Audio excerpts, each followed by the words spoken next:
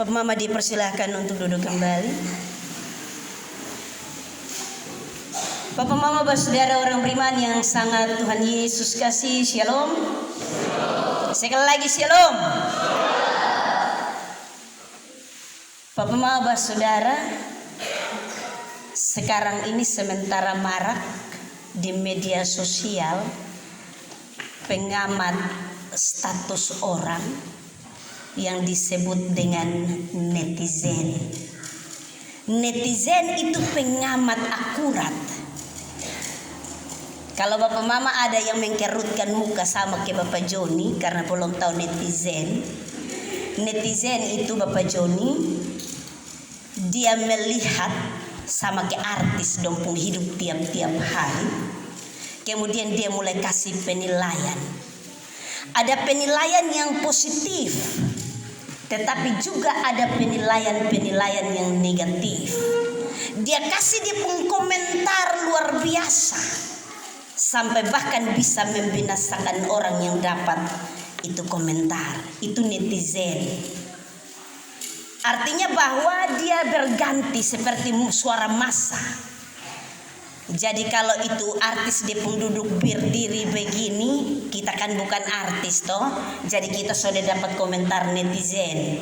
Tetapi kalau artis pasti dapat komentar netizen. Duduk berdiri begini dia mulai posting. Oh tet. Dia pun komentar full. Apalagi kalau soal dia pun tidur bangun, itu baru duduk berdiri, belum dia pun tidur bangun. Dan itu disebut dengan teguran. Teguran adalah usaha untuk memperingatkan seseorang agar sadar dengan apa yang telah dilakukannya, sehingga ia dapat berbalik kepada jalan yang benar. Hati-hati, ada teguran yang positif, tetapi juga ada teguran yang negatif. Teguran yang positif itu dia mau ke orang hidup baik dan berubah. Tetapi kalau teguran yang negatif itu teguran karena kepentingan. Dia senang lihat orang lain susah dan susah memati. Kalau lihat orang lain senang, itu ada unsur kepentingan di sana. Bapak Mama, Bapak Saudara orang beriman yang sangat diberkati Tuhan. Arus perkembangan zaman melalui ilmu pengetahuan dan teknologi membuat orang semakin individual. Dan tentunya juga bahwa moralitas orang semakin merosot. Dianggap bahwa kehidupan seseorang itu merupakan urusan personal atau urusan yang sangat berpribadi. Tentunya bahwa karena urusan yang sangat personal dan sangat berpribadi, sehingga kata teguran sudah mengandung makna negatif bagi banyak orang. Orang akan menilai tindakan orang lain dalam menegur dianggap sudah atau terlalu melanggar privasi orang-orang tertentu. Teguran selalu identik dengan suka menghakimi. Itu orang yang berpikir negatif dengan orang pun teguran. Nanti kalau kotong baru bilang, jangan, Kaisa. Dia supikir negatif tok dalam dia pun pikiran. Kemudian yang dia pikirkan, nah ini dong suming hakimi sang betai. Selalu berpikir sempit. Bahkan sampai dengan berpikir arogan. Padahal itu merupakan suatu keterbukaan pemikiran untuk kemudian tidak ada pembiaran moralitas dalam kehidupan tiap-tiap hari. Seorang pakar psikolog dan komunikasi Bapak Mama, kita harus belajar banyak hal dari firman Tuhan. Dia punya nama Dr. Lillian Glass, menciptakan istilah toxic relationship atau hubungan beracun. Hubungan beracun adanya sikap tidak saling mendukung. Ada konflik yang merusak relasi, Tidak ada rasa hormat antara satu pihak dengan pihak yang lain, dan kurangnya kekompakan. Dan menurut Lilian bahwa jika ini dibiarkan, maka hubungan yang tidak sehat tersebut dapat memberikan dampak buruk bagi fisik atau mental seseorang, memberikan dampak bagi kehidupan teman, memberikan dampak bagi kehidupan anggota keluarga. Dan layaknya Bapak Mama, Saudara, orang beriman bahwa untuk memperbaiki adalah dengan membangun komunikasi yang jujur dalam semangat saling menegur sebagai keluarga. Sikap menegur tentunya Bapak Mama, Bapak Saudara, terkadang orang berpikir untuk membentengi diri dan kemudian bersembunyi di balik sebuah kesalahan orang, untuk kemudian berada dalam suatu kenyamanan pada titik tertentu. Artinya bahwa ketika orang menegur itu, di satu sisi dia cari dia pun kenyamanan diri, padahal dia juga ada satu Bapak Ayu, dia sengaja untuk menegur supaya dia mencari titik kenyamanan. Bapak Bapak Saudara orang beriman yang sangat diberkati Tuhan, surat ini ditulis oleh Rasul Paulus kepada anak rohaninya Timotius ketika dia hendak meneruskan perjalanannya ke wilayah Makedonia. Rasul Paulus tentunya mendesak Timotius untuk tetap tinggal di Efesus, untuk tetap menyampaikan pengajaran-pengajaran yang benar tentang Kristus dan juga tentang kasih Kristus. Karena yang terjadi di Efesus ketika itu adalah bahwa adanya ajaran-ajaran sesat yang kemudian menyesatkan jemaat atau juga umat ketika itu.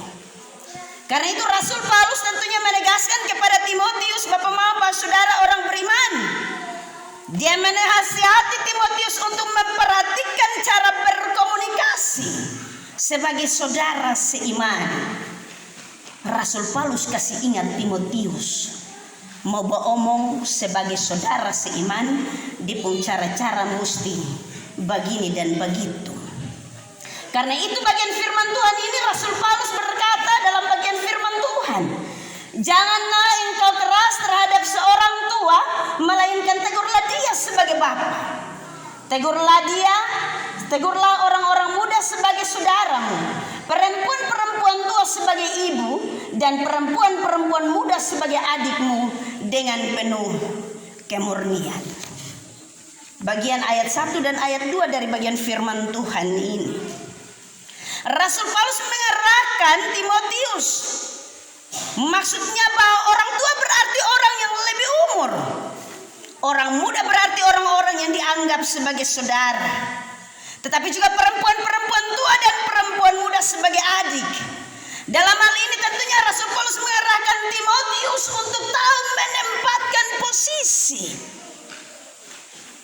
Sama juga dengan kotong adat istiadat orang timur, bahwa dengan yang lebih tua kotong tahu dia punya posisi dan tempat, waktu yang tepat, bukan kemudian bangun huru hara. Biar ada orang banyak di situ juga kotong su bangun ke omong tegur ke kita paling hebat. Rasul Paulus mengerahkan Timotius untuk tahu menempatkan posisi, tempat dan waktu. Bukan dengan melihat bahwa dia memiliki status yang lebih tinggi, dalam hal ini jabatan dan kedudukan. Terkadang kalau kotong mau tegur orang, kotong lihat dulu jangan. Itu dia kepala semua, kepala batu, kepala rumah tangga, dan seterusnya. Tetapi coba kalau yang levelnya ada di bawah kita, maka kita pun cara menegur juga kotong son pusing. Biar ada orang banyak di situ juga kotong semprot, dengan maksud supaya bisa makan puji. Rasul Paulus mengerahkan Timotius untuk melihat dengan benar bahwa ketika menyampaikan teguran ataupun ketika menasihati, ketika berkomunikasi dengan saudara seiman, perlu untuk memilah-milah dan melihat dengan benar. Tetapi juga Bapak Saudara dalam hal ini, Rasul Paulus menyampaikan bahwa itu teguran harus dengan penuh kemurnian. Kemurnian dalam hal ini berarti harus lahir dari ketulusan dan juga niat hati yang didasarkan karena kehendak Tuhan, bukan karena kepentingan. Biasanya kotong ini jadi hakim yang adil. Ketika kotong melihat bahwa kotong harus tegur itu orang, maka bukan lagi dengan ketulusan dan kemurnian. Kotong menganggap bahwa ini kesempatan yang tepat, meluapkan rasa emosi, meluapkan rasa dendam, meluapkan keinginan kita. Ini dia pun waktu untuk lulus sudah. Pas kita pakai firman Tuhan indah dan tepat pada waktunya. Amin.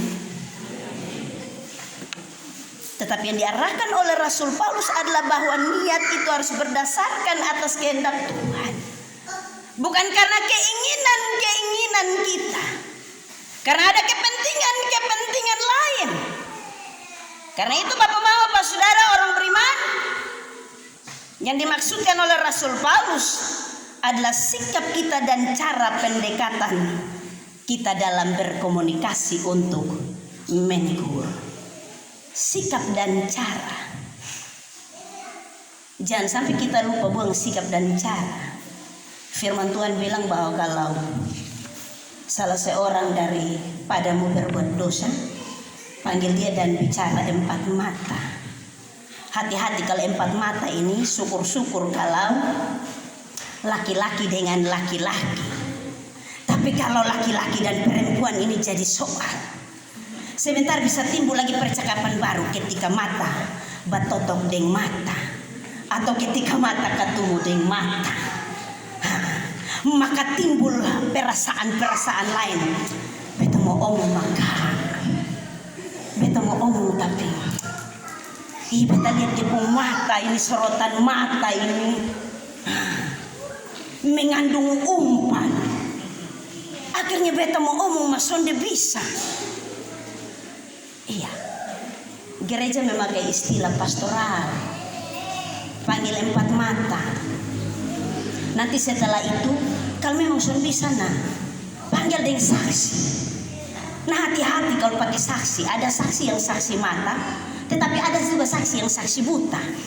Ini perlu untuk hati-hati. Firman Tuhan ajarkan kotong di pun cara begitu.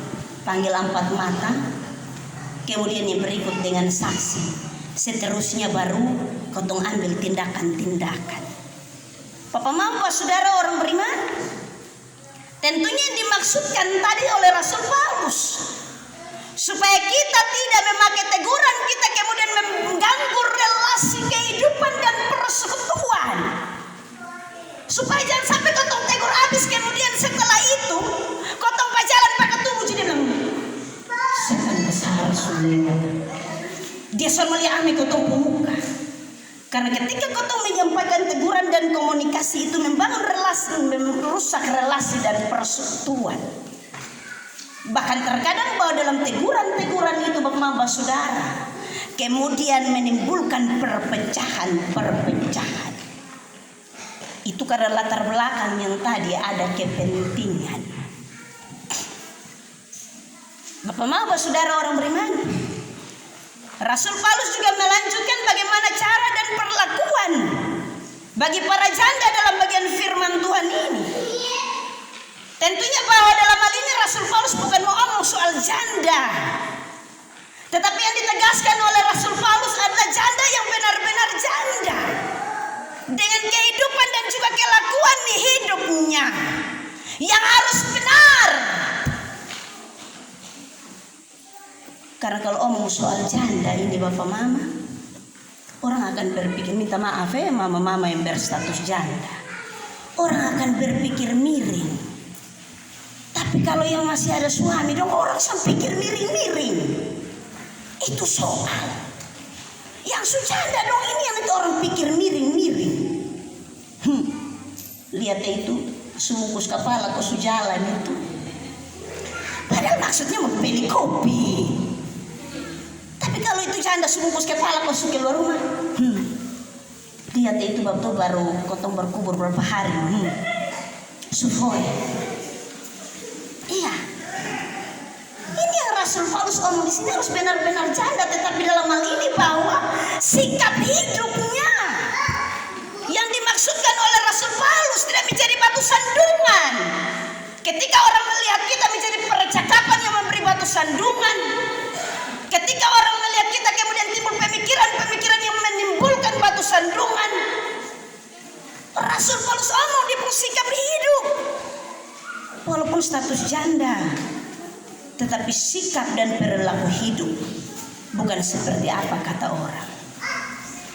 Ini sangat menarik Bapak-Bapak Saudara orang beriman. Tentunya Rasul Paulus menegaskan dalam hal ini untuk kemudian kita melihat bagaimana cara kita hidup, bagaimana cara kita bersikap. Bapak-Bapak Saudara orang beriman yang sangat diberkati Tuhan. Dan tentunya bahwa apa yang disampaikan oleh Rasul Paulus, poin ini sangat menarik. Rasul Paulus menyampaikan bahwa perlu ada komunikasi yang benar dan baik, perlu ada teguran yang baik, dan seharusnya itu didorong dengan kasih. Didorong dengan kasih. Kasih dimengerti sebagai suatu penerimaan atas apapun, atas tindakan dan pendapat orang. Dan teguran adalah salah satu wujud dari kasih sebenarnya. Ingat bahwa teguran adalah wujud dari kasih. Yang terpenting adalah bukan apa yang dirasakan dalam sebuah teguran, tetapi maksud baik di balik teguran itu dengan ketulusan dan kemurnian hati yang benar. Maksud baik. Terkadang Bapak-Bapak Saudara orang beriman bahwa kasih yang tersembunyi itu merupakan bukti bahwa seseorang mementingkan dirinya sendiri. Kenapa sehingga saya bilang demikian? Mau tegur mah kunyadu, mau tegur mah ipar, mau tegur mah bapak mantu, mau tegur tapi ada hubungan saudara kakak adik, hubungan darah daging.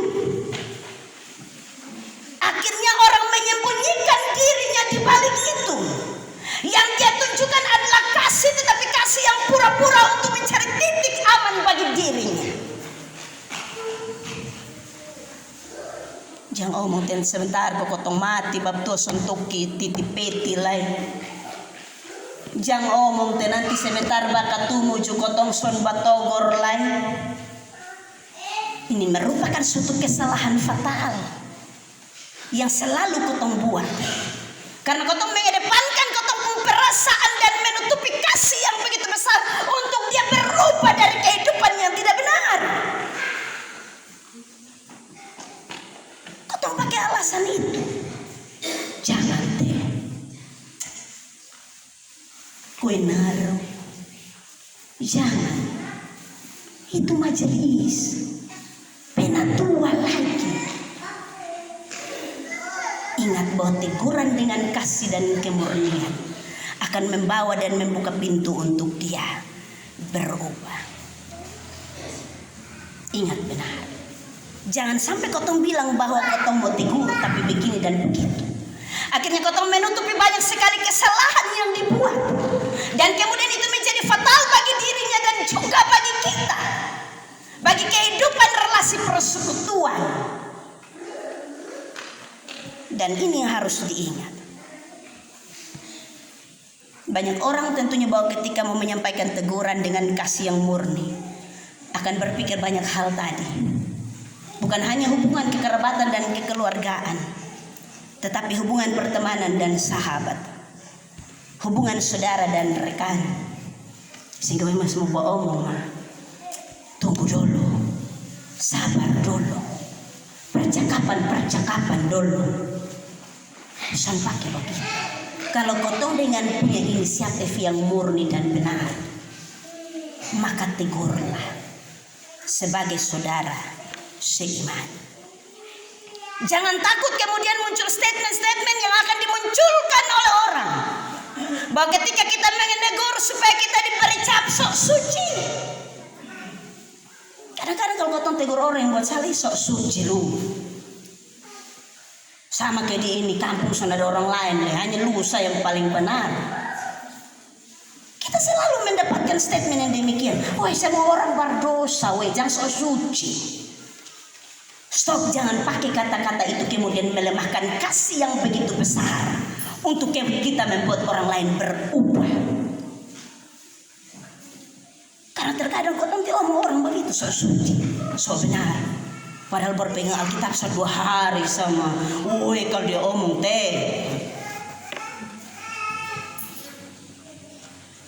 kita juga tentunya akan terjebak dengan statement yang lain, tak sibuk untuk mengurusi pribadi orang. Itu selalu muncul ketika kita mau untuk ada sesuatu yang benar dan berubah.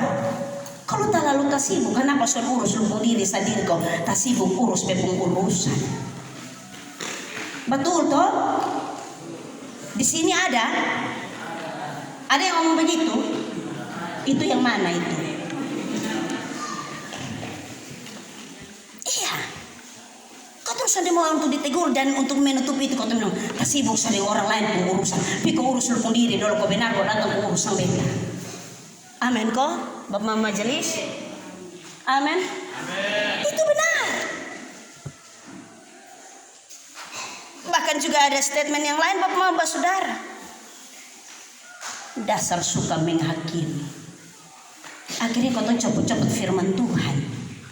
Ingat ini hari lu menghakimi beta, besok Tuhan hakimi sang lu. Ingat ada tabur tuai. Hoi soal pakai begitu. Ini firman Tuhan suruh untuk kita saling menegur dengan cara dan sikap yang baik dan benar dalam ketulusan. Karena itu jangan mengempang orang. Lu tegur beta hari besok lu baru tahu tuh. Kita semua ada jalan di atas jalan yang sama. Ini hari beta terantuk di batu kecil, besok lu di batu besar. Jangan pakai itu sebagai alasan untuk tutup kotong kesalahan dan kebobrokan. Bapak Maba Saudara orang beriman yang sangat diberkati Tuhan. Bahkan ada juga yang takut kehilangan hubungan baik, kehilangan pertemanan, kehilangan hubungan persaudaraan, dan kemudian tidak melihat kasih yang besar yang harus mengubah orang itu untuk menjadi lebih baik. Ingat Bapak Maba Saudara bahwa teguran bukan soal suatu hukuman dan bukan musuh dari kasih. Ingat baik-baik. Tetapi teguran merupakan perintah. Imamat pasal yang ke-19 ayat yang ke-17 hingga ayat yang ke-18. Perintah untuk menegur seseorang secara terang-terangan. Jangan sembunyi-sembunyi. Ini Imamat pasal 19 ayat 17 bilang begitu. Tetapi dilanjutkan pada ayat yang ke-18 dia bilang diikuti dengan perintah untuk mengasihi. Tindakan pastoral yang dilakukan oleh Gemit adalah bahwa kau tegur, tetapi sebentar rangkul dia dan peluk dia. Jangan sampai kau tegur habis kemudian duduk berdiri itu menjadi topik utama. Berita terhangat, jalan pidatang itu sah. Imamat bilang demikian. Tegur dengan terang-terangan, jangan sembunyi-sembunyi. Jangan tegur gelap-gelap. Karena tegur gelap-gelap itu bisa pegang-pegang tak salah. Bisa omong tak salah jadi orang yang bukan seharusnya. Tapi dia bilang tegur terang-terang. Kita tegur karena kita mengasihi akan dia. Ingat, pakai prinsip yang demikian. Kita tegur karena kita mengasihi akan dia. Teguran sebagai obat yang manjur untuk memberi peringatan dan mendisiplinkan orang kepada kehidupan yang lebih baik. Sebagai obat yang manjur. Karena itu Bapak Maba Saudara orang beriman, mari kita pakai tindakan untuk menegur. Sebagaimana firman Tuhan dalam nats pembimbing datang dan memberkati kita, lebih baik teguran yang nyata-nyata daripada kasih yang tersembunyi. Lebih baik omong di muka-muka daripada omong di belakang-belakang. Karena omong di belakang-belakang itu lebih sudah baik. Tentunya bahwa teguran sangat berarti untuk kemudian membimbing orang, memperingatkan orang, mendisiplinkan orang, membentuk orang. Karena itu ada 4 hal yang saya catat, 4 hal saja Bapak Mama. Beta justru lama-lama takut aku pingsan di atas mimbar. Yang pertama, teguran adalah tindakan pencegahan lebih baik daripada tidak melakukan apa-apa. atau baru berusaha untuk menanggulangi ketika sesuatu sudah buruk dan telah terjadi. Saya ulangi ini. Teguran adalah tindakan pencegahan yang lebih baik daripada tidak melakukan apa-apa sama sekali, atau baru berusaha untuk menanggulangi ketika sesuatu sudah buruk dan telah terjadi. Dunia kedokteran bilang lebih baik mencegah daripada mengobati. Kalau lihat kok dia sudah jalan susun batule itu, kestau dia sudah ikut dia pun jalan. Jangan serong begini.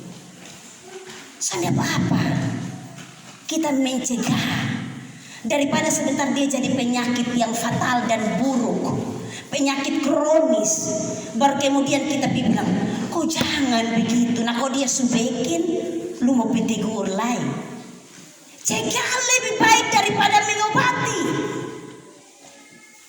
Karena ketika kita mencegah maka tidak akan ada lagi penyakit lain yang muncul.